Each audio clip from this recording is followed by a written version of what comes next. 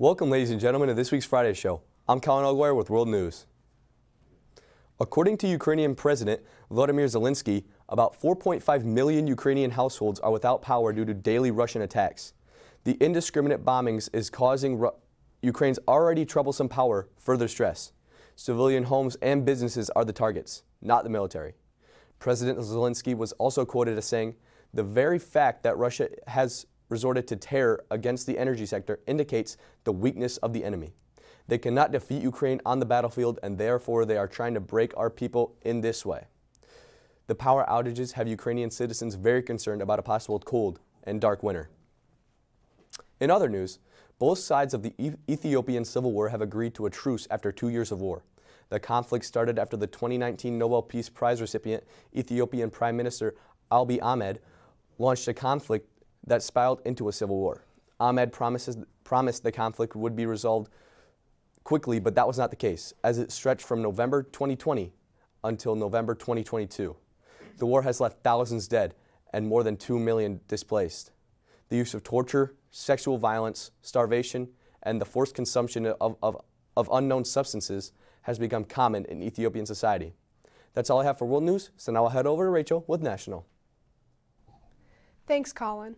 On Tuesday, the 2022 midterm elections will take place nationally, with control of the Senate and the House of Representatives hanging in the balance. Right now, for the Senate at least, it is too close to call. The Republican Party does hold a slight edge in the race for control of the House, though. The political party not in power normally picks up a large number of seats in off-year elections, like this year. But with the recent Supreme Court decision to overturn Roe v. Wade and to turn abortion right decisions back to the states, a shift towards Democrats has occurred. That and the Republicans publicly saying they intend to overhaul Social Security and Medicare have made the race much tighter. We will see on Tuesday when the poll closes. A recent report from the U.S. Centers for Disease Control and Prevention found that excessive alcohol use is leading cause of preventable deaths in the U.S. The lead author of the study, Dr. Marissa Esser, said the percentage of deaths attributed to alcohol use varied state by state, but nationally, it's a leading cause of preventable deaths. Something to think about for sure. On the other side of the break, we will hear from Wyatt and Jack with state news, state and local news. You are watching The Friday Show. An American metal roof just makes sense. Not only is it permanent, unlike asphalt, it's also guaranteed. And with all the colors and styles available, American metal roofs are stunning. Visit our photo gallery at AmericanMetalRoofs.com and see for yourself. And no, they're not noisy in the rain and they don't attract lightning. Your American metal roof will attract the admiring gaze of friends and neighbors, though. Learn more today. Call 844-METAL-ROOFS or visit our website at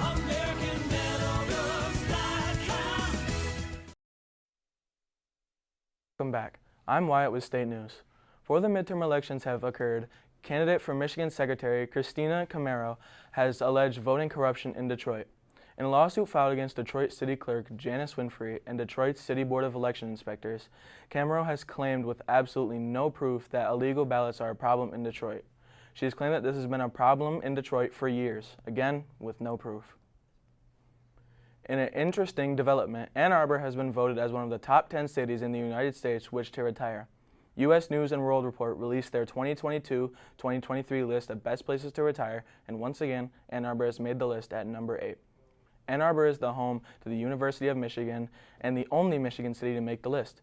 Cities in Florida and Pennsylvania normally dominate the list. Now to Jack with local news. Thank you, Wyatt. On Monday night, some trick-or-treaters in Montrose were met with smoke and fire as a house on Nichols Road was found to be totally engulfed in flames. Apparently, a clothes dryer was the culprit.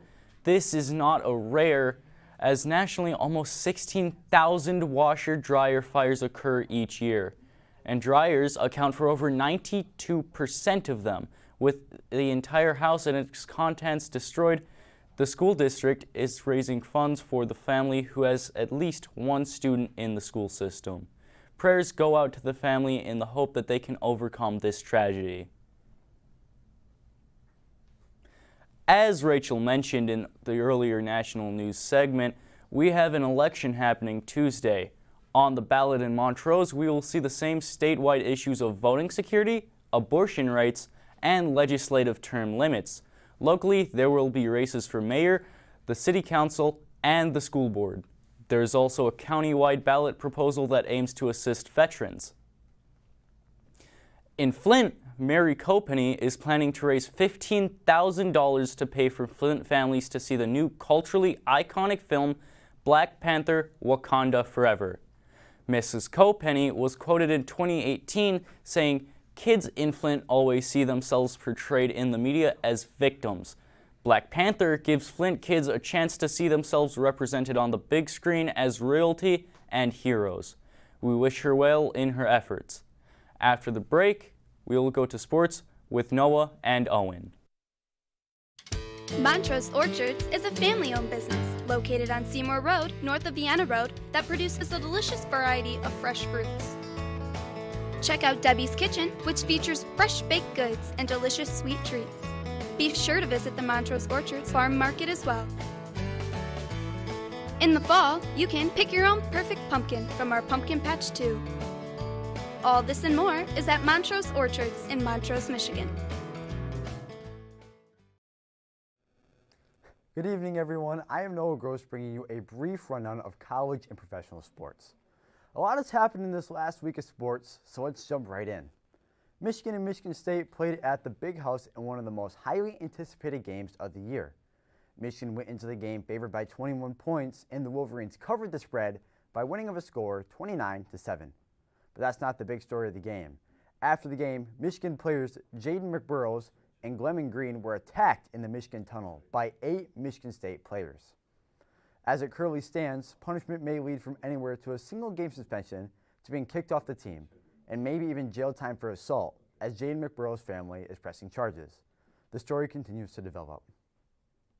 Number 4 ranked Michigan will travel to New Jersey Saturday to face the Scarlet Knights at 7:30. As for the struggling Spartans, they are on the road to travel to number 16 ranked Illinois. Kickoff is slated for 3:30 this Saturday.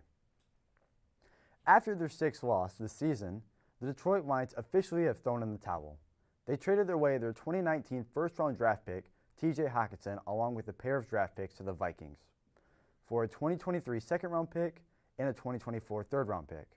Along with the trade, the Lions fired DB's coach and Montrose alumni Aubrey Pleasant in what looks like a desperate scapegoat move.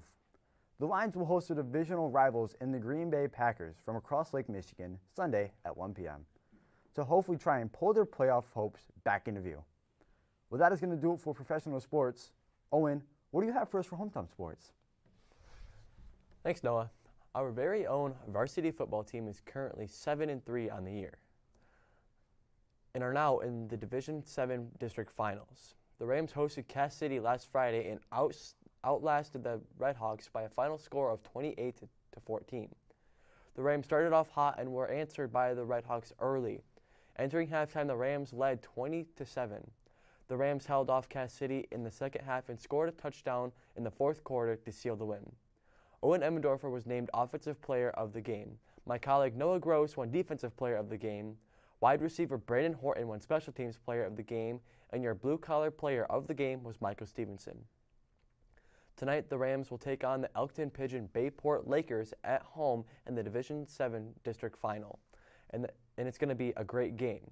If you would like to watch the game in the comfort of your own home, watch Colin Alguire and I broadcast the game on MDM-TV.com. The pregame show starts at 6:45. Our Lady Rams varsity volleyball team finished the season with a record of 2-12. On Tuesday, they traveled to Northrop for the MHSAA volleyball districts. The Lady Rams faced off with the Hornets and sadly lost the match, dropping 3 out of 3 sets. While the record might not reflect it, the girls fought bravely all season long. Great job to all the seniors and everyone who participated. The varsity cross-country team has had 14 meets this year. Their last meet was on Friday at the MHSAA Regionals in Shepherd. The boys were led by Joey Galinsky, who came in 28th out of 77 runners. Overall, the team finished in 7th out of 9 teams. For the girls, it was a rebuilding year. They finished the regional in 9th place. They were led by Grace Weller, who finished at the midpoint of 75 runners. Although no Montrose runners qualified for states this year, we are proud of all their work. That's it for fall sports. Stick around to see what happens in the football playoffs and stay tuned for basketball, bowling, wrestling, and competitive cheer this winter.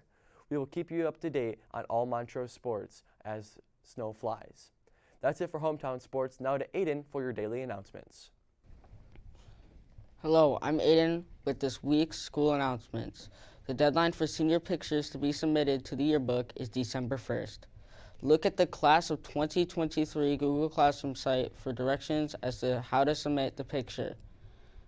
A new segment 2 driver's education class will start on Monday, December 5th and run through the 7th at the Real Life Church.